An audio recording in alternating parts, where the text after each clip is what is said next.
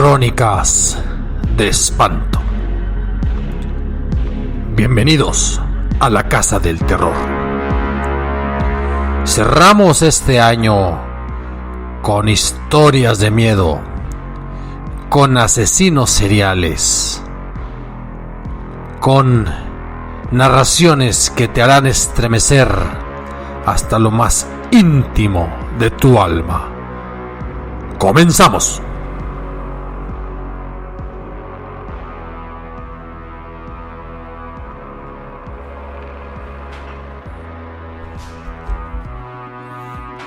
Ya saben, escriban, apoyen y opinen a PayPal o al correo crónicasdeespanto0@gmail.com. Y también al proyecto en Patreon, Crónicas de Espanto. Pero pasemos a la historia. Diciembre cierra este año que ha sido terrorífico para muchos. Para otros catastrófico. Cada vez somos más en el mundo. ¿Y quién lo diría? Justo el día 28 de diciembre, que se recuerda en la tradición católico-cristiana, la matanza de los santos inocentes, muchos tienden a incluir en sus oraciones y en sus pensamientos aquellos niños que no nacen, o aquellos a los que no dejan nacer. Y si tú pensabas que en esta leyenda hablaría yo, pues de asesinos seriales, de hombres hechos y derechos, de jóvenes, de adultos, me pareció propicia la fecha para traerte quizás una historia no muy conocida, pero igualmente aterrorizante. Y me refiero a una asesina serial de niños, de bebés.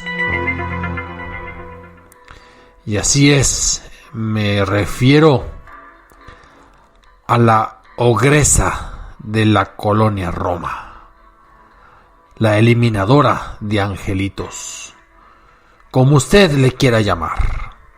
Ocurrió hace poco más de 80 años. Si revisamos su vida, menos de un siglo, en ese México que supondríamos en camino a la prosperidad, con el ajetreo de los primeros coches, con el caminar de las personas en una Ciudad de México que poco a poco crecía, que aumentaba en su densidad por los habitantes que de las ciudades menores y del campo llegaban en búsqueda de oportunidades, aumentaban las vecindades, aumentaba el tráfico, aumentaba todo el movimiento. Y justo en el año de 1941, en la presidencia de Manuel Ávila Camacho, en una colonia que ahora está de moda, y es la colonia Roma, los vecinos comenzaron a tener problemas con el drenaje. ¿Qué pasaba? ¿Se tapaba? No se destapaba. Por lo que el dueño del inmueble pues mandó traer un plomero y varios albañiles para que mediante sus técnicas lograran desasolvar las alcantarillas aledañas a este edificio. En cuanto retiraron el tapón que conectaba con el drenaje de la ciudad, los obreros se llevaron la sorpresa de su vida. En las tuberías se encontraron un tapón que estaba formado de trapos llenos de sangre, de grasa, de pedazos de carne en estado de descomposición.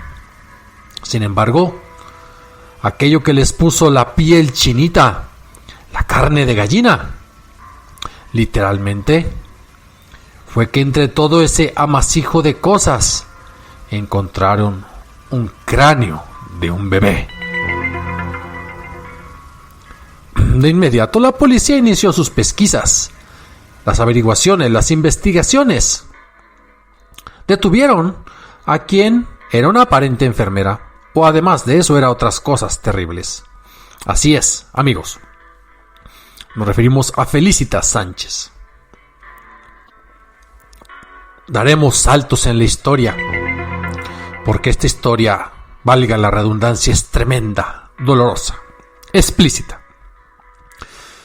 Conforme avanzó esta investigación, los agentes de la ley encontraron que Felicitas se dedicaba a interrumpir embarazos no deseados y también se dedicaba a traficar con bebés. Más aún, descubrieron que esta mujer literalmente era una infanticida, que por lo menos había asesinado a una docena de bebés de recién nacidos. La prensa, inmediatamente en su afán de vender periódicos, la bautizó con varios apodos, con varios motes, pero el más famoso, ya se los he mencionado, la ogresa de la Roma. Así como los ogros hay ogresas, y aquí teníamos a Felicitas. Pero vamos a su historia, vamos a su pasado. ¿Cómo se fabrican los asesinos? Eso es lo más interesante del relato. ¿Y por qué pensamos en las parteras y en las enfermeras como personas que buscan el bien de aquellos que sufren, que tienen dolores? Bueno, pues en los hospitales suponemos que el oficio es curar, no robar bebés, no vender bebés. El oficio de las parteras es una parte integral de las raíces de México, de América Latina, de tiempos prehispánicos.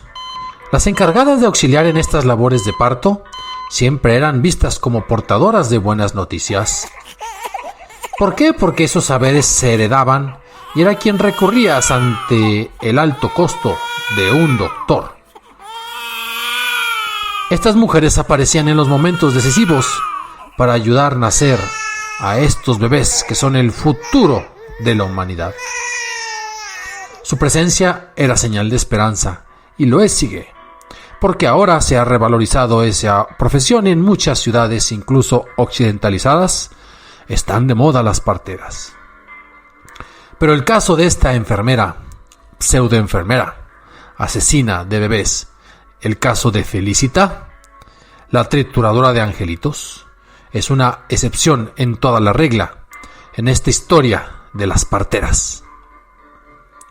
Si escarbamos en la historia no podríamos precisar por completo cómo son sus orígenes, pero hemos descubierto pistas harto interesantes. La mayoría de los investigadores coinciden en que Felicitas nació precisamente ayudada por una partera en el norte de Veracruz. No estamos seguros si en Poza Rica, si en Tuxpan. Su madre nunca tuvo tiempo para atenderla. Conforme creció, Felicitas, contrario a su nombre, desarrolló una marcada carencia de empatía social y esos sentimientos que un hijo puede tener hacia su madre que le dio la vida. Ese apego fue inexistente en esta futura asesina.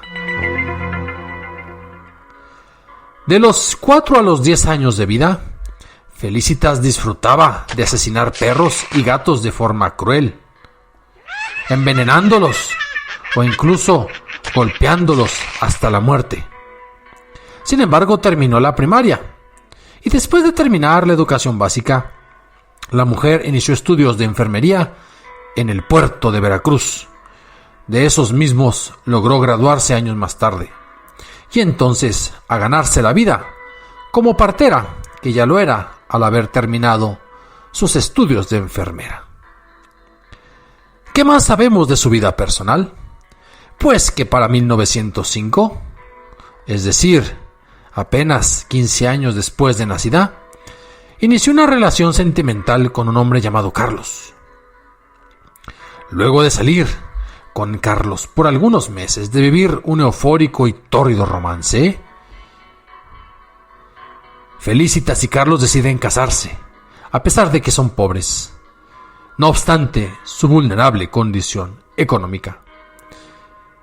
La felicidad estaba en puerta, los traumáticos recuerdos de su infancia parecían quedar atrás, y poco a poco la figura de su madre tomaba un cariz distinto en el sufrimiento de su historia personal.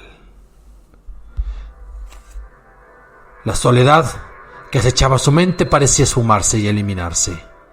Parecía que todo se resolvía. 5 años más tarde, la pareja recibe entusiasmada la noticia del embarazo de Felicitas. No obstante, y debo aclarar que las dificultades económicas hacen cada día más difícil la subsistencia. Y después de pasar hambre por varios días, ambos deciden regalar, sí, así como ustedes lo escuchan, regalar a las gemelas recién nacidas que ella había llevado en su vientre. Este dolor, esta soledad, esta impotencia, producto de la pobreza, habría marcado la vida de Felicitas para siempre, pues meses después, su matrimonio se hundió en una espiral de culpas mutuas y de violencia. Después de este trago amargo, la partera sale de Veracruz. Decide emigrar a la Ciudad de México en busca de una nueva vida. En plena efervescencia del gobierno revolucionario, la colonia Roma se levantaba como un barrio residencial. Diríamos ahora que al suroeste del centro histórico, donde la clase alta poco a poco comenzaba a mudarse a casas más grandes, a diseños vanguardistas, al famoso Art Deco, a todos esos modelos extravagantes, diríamos nosotros, el aburrido neoclasicismo, el barroco, estilo tradicional mexicano, daba pie a otros estilos de hogares. En este lugar se estableció y no le tomó demasiado tiempo encontrar una agradable vivienda compartida, estilo vecindad, en el número 9 de la calle de Salamanca. Sin experiencia en otro oficio, Felicitas resolvió reiniciar su vida como partera para subsistir e hizo de su habitación un pequeño local para atender partos.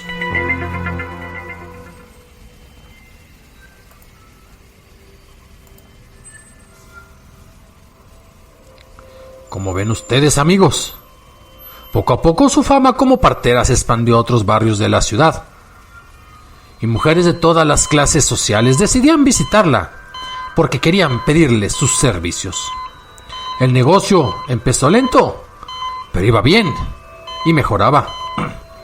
Con este franco ascenso, pues se expandió su oferta y ya no solamente atendía partos, también se especializó en abortos, sin importar las condiciones sanitarias o quirúrgicas, sin importar si era un embrión, si era un feto de 8 meses, si era un bebé ya formado o unas cuantas semanas.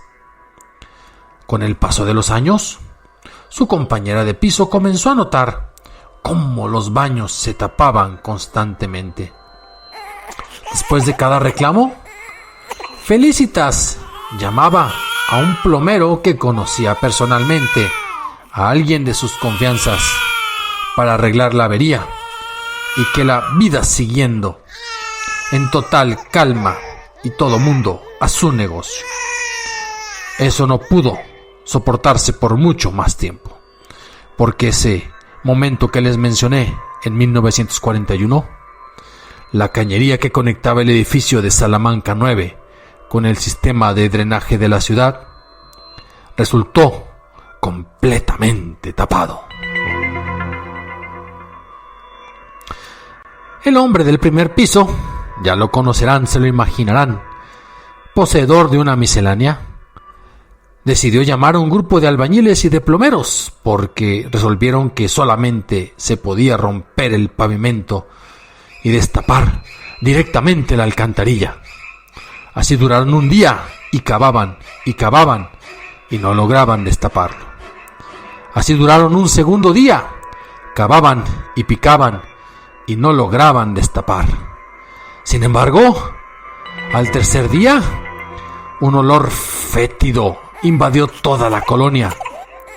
Y después de abrir, de internarse en la tubería, descubrieron cosas impensadas: cráneos de bebés, gasas empapadas en sangre, cuerpos desmembrados que impedían el paso de los desechos hacia el drenaje local.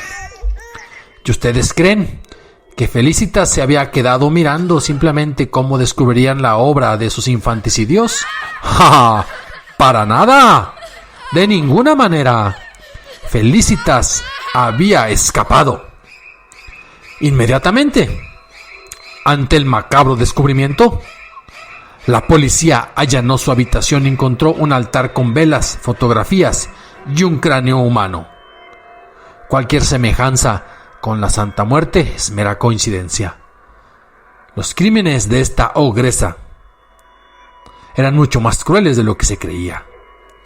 No solo practicaba abortos sin importar el desarrollo gestacional, 7, 8, 6 meses.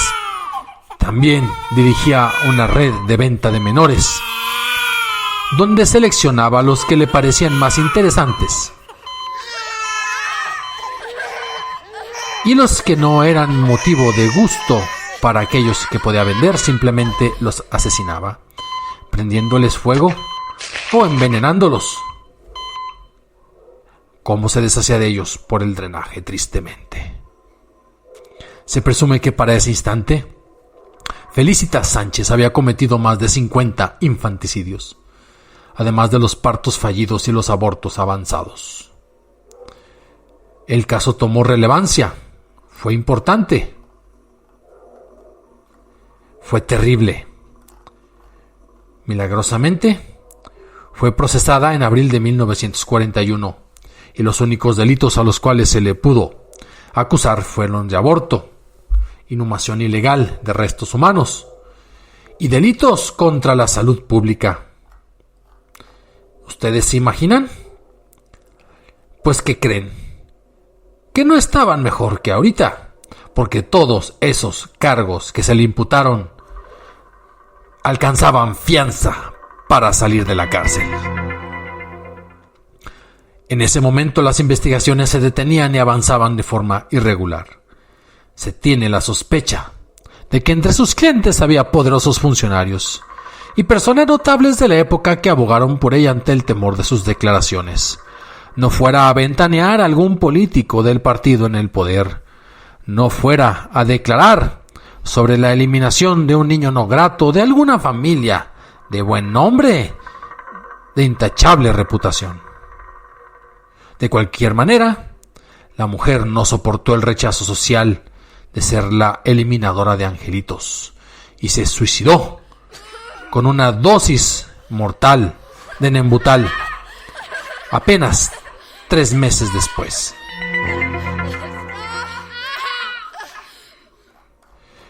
Y en este caso terrible, nadie sale bien librado.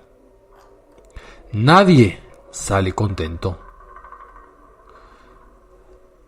Era demasiado tarde porque en la cadena de muerte y decadencia, ella el último eslabón, y con esta historia ella pasó a la posteridad con el terrible caso de la partera de la muerte.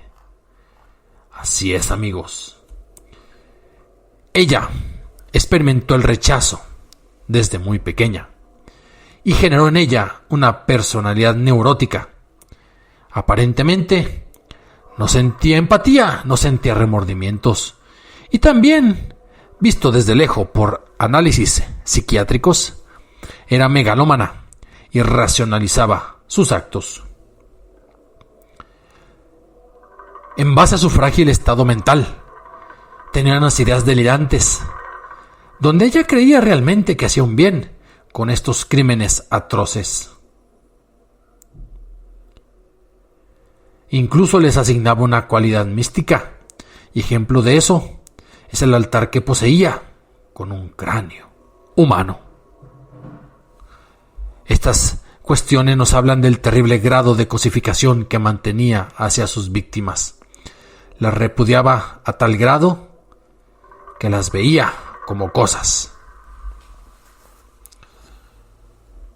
Fue recluida en prisión y fue aislada a causa del peligro que representaba para ella el contacto con la población general del reclusorio, Imagínense una asesina de niños en medio de un penal femenil. ¿Qué le podía pasar? Todo lo inimaginable. En ese tiempo vivió una regresión. Se comportaba como una niña pequeña. Lloraba todo el día. Pronunciaba monosílabos. Y una repetitiva frase que a veces gritaba, a veces cantaba, a veces susurraba. Quiero irme de aquí, quiero irme de aquí, quiero irme de aquí. Típico berrinche infantil. Y se tiraba al piso, pataleaba, gritaba. Era necesario arrastrarla para llevarla a un lugar diferente. Las más fuertes pruebas de la fiscalía eran los cargos de asesinato, los restos encontrados en la cañería de la calle Salamanca. El famoso cráneo, un par de piernitas, de un niño de menos de 1 año de edad. Inexplicablemente, esos restos desaparecieron. ¿Clientes importantes habrán metido la mano? No lo sabemos. No se le acusó de homicidio como tal, sino aborto, inhumación ilegal, como dijimos, delitos contra la salud pública y responsabilidad clínica y médica. Todo era posible con la fianza. Quizás no podrían volverla a enjuiciar y ya no podría seguir con su estilo de vida. Ella no había experimentado la felicidad en su vida. Parece haberse cosificado a sí misma. Pero ¿saben una cosa? Tenía una hija.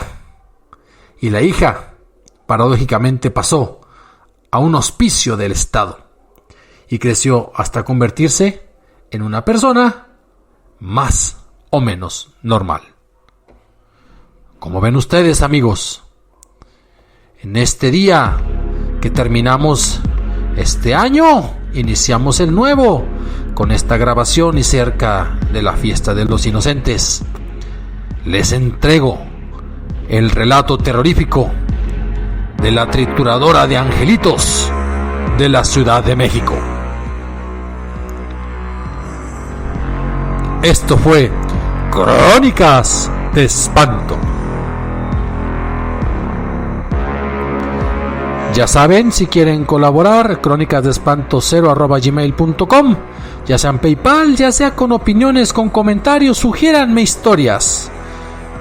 En el proyecto de Patreon también, Crónicas de Espanto. Y feliz año nuevo. Recuerden, esto es solo entretenimiento, pero también reflexión. Y estén listos a que cada mes, no solamente esperemos cada domingo, sino cada mes, el especial de brujerías que toca para este año. ¡Hasta la próxima!